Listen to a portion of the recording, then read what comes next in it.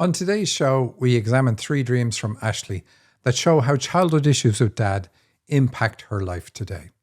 We always think that we survived childhood, it's done and dusted, but that's not how it works. We carry the wounds until we do something to heal them.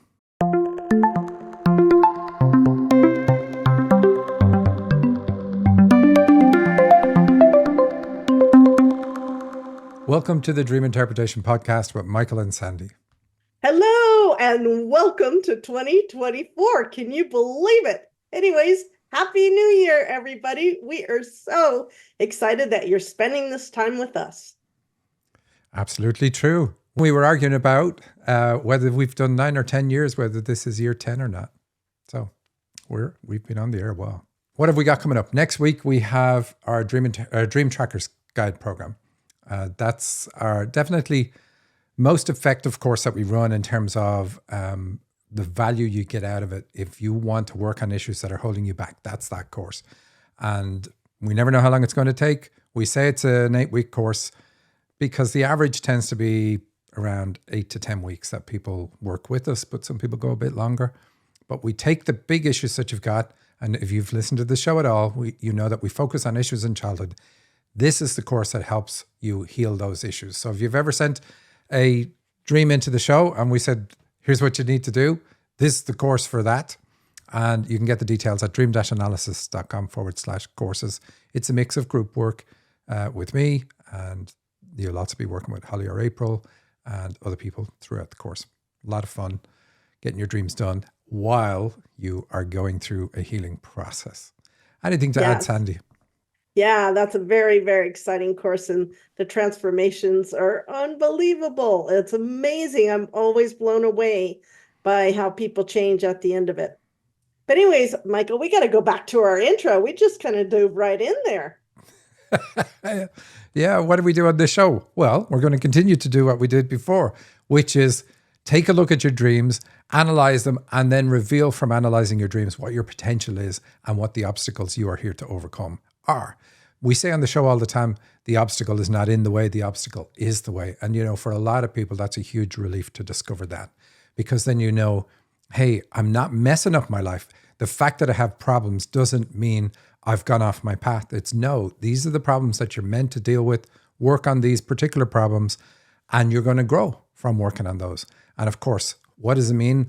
If you know you're going to grow from working on the problem, then there's definitely a solution. And again, that's what that other course we were talking about is about. dream-analysis.com/courses. Now, if you want to send your dream into the show, you can do so. Go to dream-analysis.com/podcast.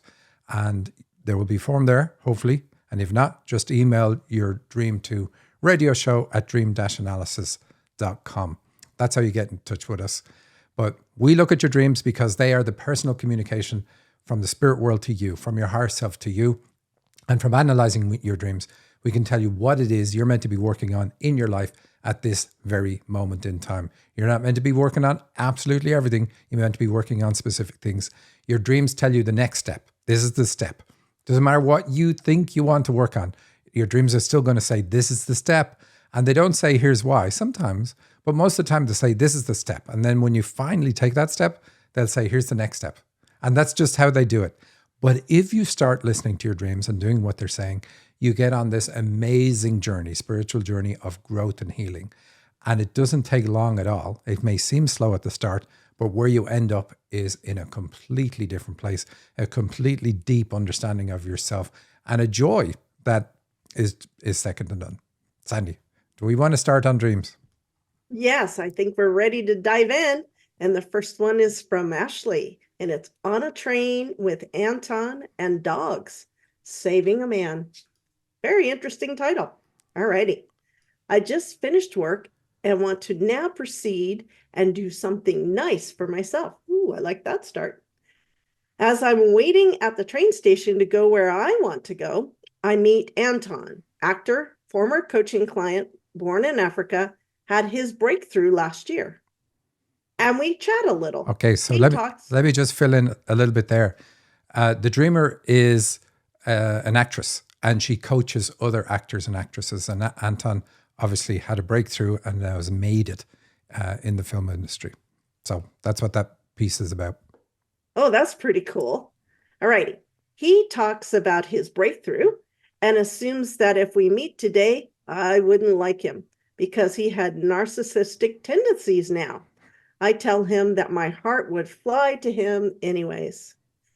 As the train enters, he gets up. It's not the train I wanted to take originally, but the number 7. I feel like I have to go with him. We board the train, and I think to myself, well, it's okay. I'll just go back to the garden and have some lemonade there again, as I did when I was working. Anton has to tell me something and whispers in my ear. I'm dating Julie's sister. I asked him if he's no longer with Sally, a former friend of mine, and he nods. I think of my former friend and that I'm sad when our friendship, or I was sad when our friendship ended. Then a woman with 3 dogs boards the train. 2 of them are small. I connect with one of them, a brown Dachshund. He starts walking towards me and then carries on. The 3rd dog is very large and black. The woman says he has murderer vibes. I see that his face is stuck in a horrible grimace. They exit the train at the next station, one door further from where they entered, and I follow them to the door to say goodbye, and then see that a man is stuck below the train. Half of his body is under the train, and I know that if the train starts moving again, he would die and be sawed in half. He seems unaware of the danger, drunk, homeless, dirty, and already has wounds on his forehead. He doesn't seem to care if he lives or died. I prevent the doors from closing to save him and signal the driver. The driver signs me a thank you for bringing it to his attention. I'm very moved by this. Anton and myself leave the train. Now there's another man with us. Anton wants to guide us to the garden a bit more, he says. All right, Michael, that's a very unique dream. It is. And here's the thing.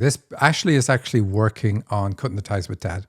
And Cutting the Ties with Dad is about your outer world, your ability to feel safe in the world and not feel threatened, all that sort of stuff. It's very different. Masculine and feminine energy are very different from each other. And in most therapies, you can only work on one at a time. When we work on the birth imprint, which we do with some people, then we work on both at the same time. But almost always you have to work on them independently.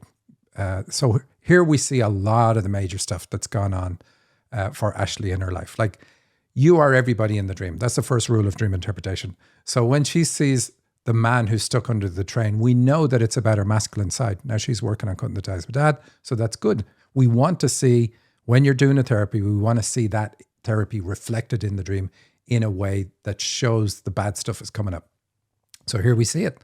Her masculine side, what way does she say it? That he is drunk, homeless, dirty, and wounded. So that's saying that her masculine energy is impacted in some way, so wounded and so on. The dirty tells us she has issues with the digestive system. There's a few other things in there, but skipping that. The main thing is, she says that he doesn't care if he lives or dies. That's where the dreamer's at. Now, that sounds extreme, and it is extreme, but we can be in a space like this, and a lot of people hit spaces like this, and there's no danger of us committing suicide or anything like that. But we're still in a space in periods of our life where we just feel like, is this really worth it? This is such a struggle. I don't know if it's worth it. Sandy, I'm going to let you ask me questions. Good, because there's a lot in this dream. So when we talk about the breakthrough that Anton had, is that a sign for her that she's breaking through? Well, we have a few dreams from this same dreamer, because I think it's interesting to show this dream, and then the third one shows the issues in childhood that this dream is pointing out in life today. And so other people are making breakthroughs and she's not. Like, I'm being ignored. That's what it feels like to her. Now, she has a good bit of success, but not the success she needs. Like, it's a ruthless industry, I think. You know, at some point you get picked up and you become mainstream, and then you're fine. But until then, it's a very, very difficult life for you. And so we see at the start, Anton is male. So he's going to represent her masculine side. So really good. A breakthrough with the masculine side. So that's positive. But she follows him, even though that's not what she wants to do. She's like, okay, I'm going to get on the train. It's not what I want to do. It's the wrong train, but I'll follow. So she's supporting other people when really she should be looking after herself. That's a negative. It seems positive in the dream, but like she's going places she doesn't really want to go. And she's saying, well, I can make it back to the garden later on. She's gets on the number 7 train. So it's sticking with childhood and saying, you've got to work on issues in childhood. And we can talk about these as more comes up. So it's positive and negative at the same time. You know, somebody else is successful and she is the one that's putting herself out still. So still today, she puts herself out because of influence of dad. Okay, what is the narcissistic tendencies? What does that mean? So dad had that. Dad's attitude was, you're in the way. And because you're in my way, I can treat you any way I want. Now, that's very specific to her.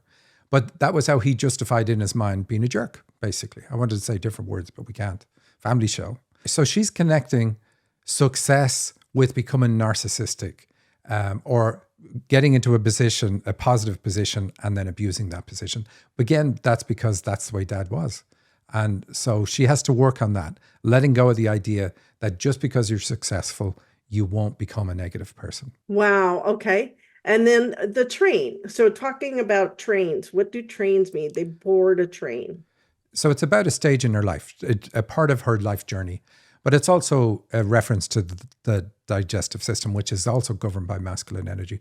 So we don't really see it in a strong way here, but we just see those symbols because she's got a few issues going on. We're complex beings, and our dreams are going to show many layers at the same time. So this is just a layer that I skip for the most part, except to say that this is about a journey. But look at this journey. She's going to go somewhere and then come back to where she was. So Right. that's kind of negative. It's like I'm on a loop. Yeah. And then Anton's dating Julie's sister. What does the dating part mean? So that's positive because we want her to get in touch with her masculine side. We want to see positive males showing up in her dreams. And usually what happens is by the time you finish with the process, you see a lot of positive males and then you see no males. But for a little period of time, you're going to see both positive and negative. So we see that in this dream. We see the negative, obviously, with the guy under the train. And then, which is kind of like, due to the influence of dad, my masculine side has been thrown under the bus, or whatever way you want to put it. But then we also see what does she say? The conductor, some positive character there as well, another guide in the dream. So he's there and thankful as well, which is quite positive. Right. He thanks her. But then I'm going to go, before we dive into that part, the woman with the 3 dogs boarding the train. 3 dogs. So this is a bad age for her. Dreams aren't always precise on the age, and there's a reason they don't go precise, because numbers have their own meanings. So they will say, okay, something at a particular age. And so we see that the dogs are kind of broken up into 1 and 2. Like one dog that she does like. Very good to see a positive dog in a dream. I asked her were they on leashes. She didn't know. She couldn't remember.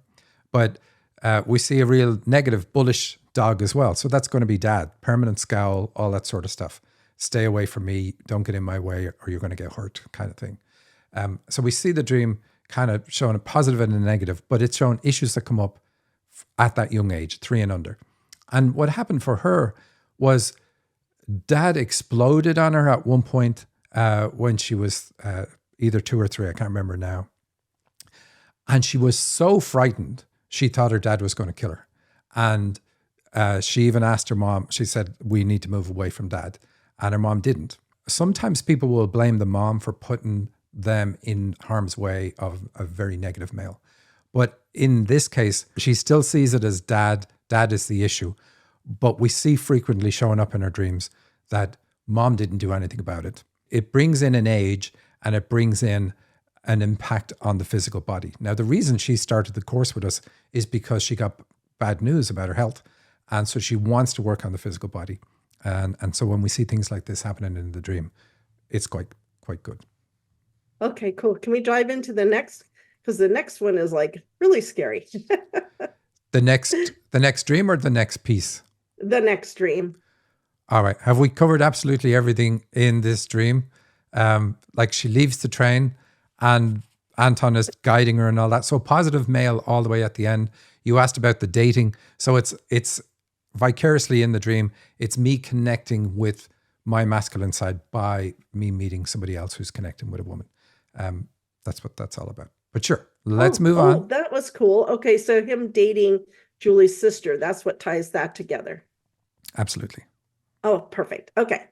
My children get killed from Ashley. Ooh, my partner has killed my 3 children before.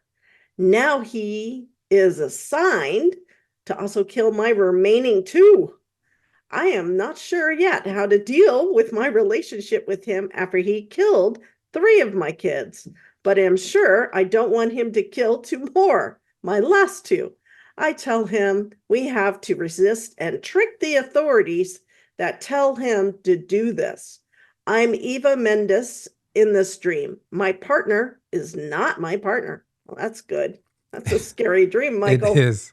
So it's good that her partner isn't her partner, but again, it's about the masculine side. So this is really clear, especially when we've done the last dream and I've told you about what happened at a young age. So basically, her masculine side got killed off at the age of the children in the dream. Well, she says 3 kids and 2 kids. So it's that age, 3 and 2, just like the last dream. The way to look at this is where she says, I don't want him to kill 2 more. It's like, I want the pain from childhood to stop. That's really what it's about. The killing is in an exaggerated way of the dream, showing how impactful the issue was for her at that time in her life. But the issues are all from dad. And now she wants to resist and end the pain. Quite a good dream. I like the way you turned it into a good dream because, whoo, that would have been a nightmare for me. Yeah, but if you're in therapy, it isn't. You need to see this and you need to see the resistance. So her saying, do something about this. I'm going to do something about this. That's important. Most of the time at the very start of therapy for the first few weeks, we will see the dreamer typically not doing anything. It's just laying out the groundwork and saying, this is how it was. This is how things are. And, you go to somebody and you say, these are all my problems, but I have no idea what to do about them. And we see that reflected in a dream. But now we see, because she's basically fixing her masculine side, making it not threatening. It's threatening because of dad, because dad was threatening. And so addressing that is exactly what we want to see. So very positive, even if it felt negative in the dream, but it's not going to, because she's addressing it, like offering that resistance. Right. It says, I am not sure how to deal with my relationship with him. Is that her relationship with her masculine side? Absolutely. Which is impacted by her relationship with dad. Cool. All righty. The next dream. Hopefully this one gets better. On a lake with my family. Once again from Ashley.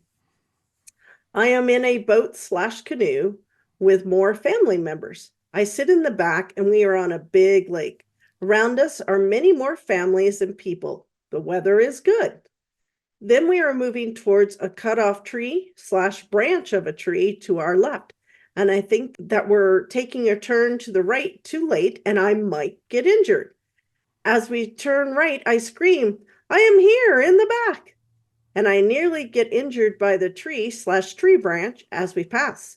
I didn't think that I overreacted and explained that I didn't want to pressure anybody or overreact, but wasn't sure if they'd forgotten me in the back. We pass by a mother and her daughter in another boat. The girl has blonde hair and tries to splash me with water as they pass. I sprinkle her with water as well. The same girl tries to bite my finger, and the mother reprimands her. I think it's a bit mean that I wanted to be nice to her, and she wants to bite me. I see the light wooden floor in our apartment has gotten wet. It is next to the lake. Another family father says something like, yeah, we had a little accident there, indicating that the kid did it. And I wanted to tell them to make sure there won't be any stains, but decided against it since everyone was having fun, and I wanted to be more relaxed and trusting with things. That's it, Michael. On to you. All right. So in a boat canoe with family members. So we know it's about family influence in life. The bad part right at the start, when it comes to family, I'm in second place. It's like she's at the back, they're making turns, they're doing things, and she can get injured. That's how unimportant she is. And she screams at some point because she's quite sure she's going to get hurt, saying, hey, don't forget about me. I'm here in the back. So this is the problem that she's had. being forgotten about, being ignored by her parents. And remember in the very first dream, it's like, I help other people, but I'm not getting helped in return. Like, it's like I'm being ignored, or, the universe has forgotten about me. And so she's got this feeling, even though she's super, super helpful to other people. What else have you got? It doesn't happen. So this is what's interesting. It doesn't happen. She doesn't get injured. And then she thinks that she overreacted and gets into this kind of explanation. But we see again later on, the father blames the child for the stain on the floor. This says that she was made feel guilty, because stains and dreams are about guilt. So she was made feel guilty as a child because dad is blaming the child. Horrible, horrible description of this man from this dream. And also then ignoring her to the point where she feels this being ignored. It's really, really strong. Like, going back to the first part. So the first part of the dream, she says, I overreacted and explained I didn't want to pressure anyone, etc., etc. So she feels bad for drawing attention to herself. And in the last part of the dream, there she is saying, I wanted to say something, but decide against it because everybody's having fun. So when she's going through life, she doesn't speak up for herself, and she has all sorts of reasons for not doing it. And one is, oh, it's okay now. Like, the bad part has gone past and everybody's having fun now, and I don't want to bring them down. And this is a major thing. So when it's our dream, we want to scream up and we want to say, hey, don't forget about me. Hey, I should be driving this car. I should be at the front of the canoe, etc., etc., etc. And so that has to be addressed. What else have we got? She passes the mother and the daughter in another boat. She even says, I think it's a bit mean that I wanted to be nice to her and she wants to bite me. So she has this feeling in life that she is nice to everybody else, which she is. But in return, she doesn't get that reciprocated. She feels people are mean to her in return. And again, that's part of that I'm forgotten about. People forget about the nice things I do for them. I'm always in the last place. I'm made feel guilty for things that I do, and I can't speak up about them. But we see this dream is all about childhood. We see the other dream is about today, and yet they're pointing out the same issues. That's intense, Michael. Dad is the one that's meant to make life safe. So we have such things being twisted around on their head, because instead of the man making my life safe and making me feel safe and the world not threatening, he's the threat. And so it's very, very hard, stark, and is strong for this dreamer. Wow, that's intense. That's really intense. Well, let's try finish it with a dream from a different dreamer, and we'll just say all positive stuff. Okay, good. I like that. And I like the title of this dream. This dream is called The Eagle Becomes the Angel, and it's from Annie. I was in the back seat of a car with my daughter. My husband was driving. I looked up and could see through the roof of the car, like a portal. An eagle was barreling straight down towards my forehead from high in the sky. As it got close to the roof of the car, it swooped and glided behind us, parallel to the street. I followed it with my eyes and body. I turned as it swooped and watched it out the rear window. It stopped about a car length behind us and started to hover. I watched as it transformed into a beautiful woman, all in white with eagle wings. She smiled and waved at me. She wasn't flying now, but rather sitting on something that floated her above the earth, like a floating sled. She never touched the ground and was possibly holding reins with her legs out straight and her wings large behind her. Without taking my eyes off her, I said, "It's an angel! It's an angel!" No one in the car heard me or noticed. She was sparkling and shimmering with gold. I kept watching in excitement. Yes, Michael, this is a much better dream to end with. That was beautiful. It's beautiful, but notice, even though I said it, that I wouldn't do it, notice the similarities. I'm sitting in the back. No one heard me or noticed me. She's saying the same things. We see similar stuff in this dream. I'm in the back with my daughter. So in other words, from whatever age my daughter is in the dream, I'm in second place. I'm not given the attention I should get. And a man in the front connects it to dad. Anyway, let's look at the positives. What does she have? She has quite a few gifts. She asked, is she an angel? That was one of the things. We channeled on that, got the answer, but they won't let us tell you. I'm very sorry. There's always a reason, but they want you to figure it out for yourself. So you've got quite a few abilities. You're prophetic, but you're prophetic through an angel. Eagles represent prophecy. High-flying birds represent that because they're vision. But this eagle comes down and is going towards your forehead. So you have an ability to communicate with animals. That's what that forehead connection is about. You have or had a strong connection with your angel in the past because the angel is behind you and clear, and you can see it clearly out the back window. So we know there's a time in your life, probably the age of whatever age the daughter is in the dream, you had this strong connection with your own angels. You can project your mind. We get that from the angel hovering. And is there anything else? Possible clairvoyance, again, because you talk about seeing it. Beautiful dream, really, really nice. I think it's interesting that the eagle comes down and stays with you, because we have had this period of poor or zero communication from outside the planet. And so what's happened for a lot of people is angels have moved into a place here, kind of locked in with us for a little while, so the communication could still happen, but not to the greater cosmos, just to the angels, which is more than enough. Sandy, did I spoil that dream? I do think it's interesting how you pointed out the stuff that I kind of overlooked. I thought, oh, there's a lot of good stuff in this. I like the shimmering with the gold and the angel and just floating in the air. All of that is just fabulous. But can you explain a little bit about that? Well, so I did explain what the gifts are. Like the gold shimmering this is healing for her. She has a healing ability. I don't know that the healing ability is that you're going to work on people directly. Maybe you are. But it's going to be part of another aspect that you have. The fact that you're able to see out through the roof of the car is like you've got this open mind, open crown chakra, which is really, really good. It's just all very, very positive. Everything we see about the angel is very, very positive. The negatives are that the angel's out the rear window. She should be in the car with you, or you should be flying with her, or she should be at least beside you in the car.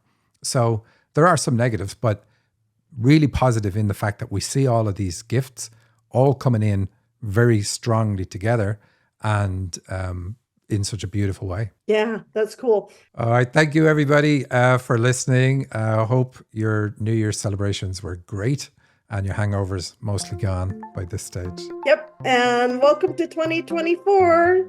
Happy New Year. Thank you, everybody. Bye.